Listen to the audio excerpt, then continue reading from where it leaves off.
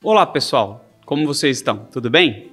Meu nome é André Garcia Alves Cunha, sou um advogado especialista em direito da mineração e direito ambiental, com muitos anos de experiência neste segmento de mercado, o segmento minerário. Pois bem, nós estávamos conversando, nós estamos tratando acerca do fundamento constitucional da atividade minerária, ok? A importância da atividade minerária está na Constituição. Trabalhamos então o caput, quando falamos um pouquinho de propriedade minerária, né? Que a propriedade minerária é da União, só que é do concessionário o direito ao produto da lavra, ou seja, quem gera riqueza a partir de um minério que é da União é um concessionário, uma empresa devidamente constituída conforme as leis brasileiras e concede a administração no nosso país. Nós já falamos isso quando falamos da pesquisa mineral. Só que agora nós vamos falar, ainda tratando do parágrafo 1º do artigo 176 da Constituição Federal de 1988, nós vamos falar também agora da questão da lavra, porque existe uma diferença. Enquanto a pesquisa pode ser realizada por pessoa física ou jurídica e sociedades cooperativas, quando nós falamos de lavra, uma pessoa física não pode praticar a lavra mineral, a não ser enquanto empresário individual, ou seja, tem que haver a constituição de uma empresa, ainda que seja como um empresário individual. Nas demais situações permanecem as mesmas. Pode também ser uma sociedade empresária constituída sob as leis brasileiras e concede administração no país e, inclusive, a depender do regime de aproveitamento minerário, cooperativas. E aí nós estamos falando da permissão de lavra garimpeira, mas vamos falar acerca disso um pouco mais adiante, tá? Vamos lembrar o que a gente já tratou em outras oportunidades. Quando a gente fala de concessão, quando a gente fala de concessão de lavra, nós estamos falando de forma genérica este termo, que é o termo usado de forma ampla no artigo 2º do Código de Mineração. Eu vou me permitir ler aqui para vocês esse artigo. Os regimes de aproveitamento das substâncias minerais para efeito deste código são, aí nós temos ali 1. Regime de concessão, 2. Regime de autorização, 3. Regime de licenciamento, 4. Regime de permissão de lavra garimpeira e 5. Que é o regime de monopólio, certo? O regime de monopólio é quando a União, quando a União explora diretamente o recurso mineral. Aqui no nosso país nós temos 3 hipóteses de exploração direta por parte da União, certo? Petróleo, gás e hidrocarbonetos fluidos, ok?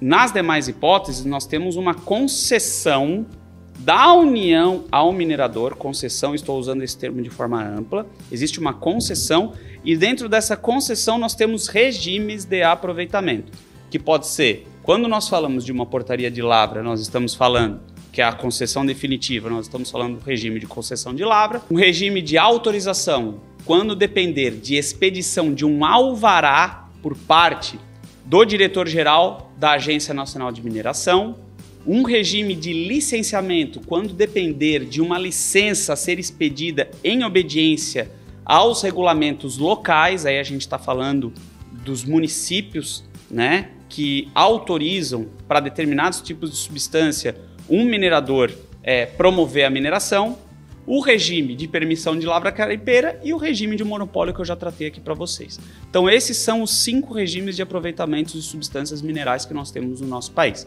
Nós vamos tratar oportunamente cada um deles de forma individual. Só estou falando aqui para vocês, esmiuçando aqui o artigo 176 da Constituição Federal, parágrafo 1º, para que vocês já tenham um panorama geral.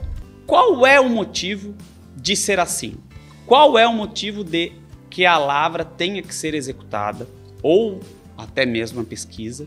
No caso da pesquisa, pessoa física, no caso da lavra, empresário individual. Em ambos os casos, empresa com sede e administração no nosso país, constituída sob a forma brasileira, e a depender do regime de aproveitamento, até cooperativas podem se habilitar tanto a pesquisa quanto a lavra. Por que é assim, gente?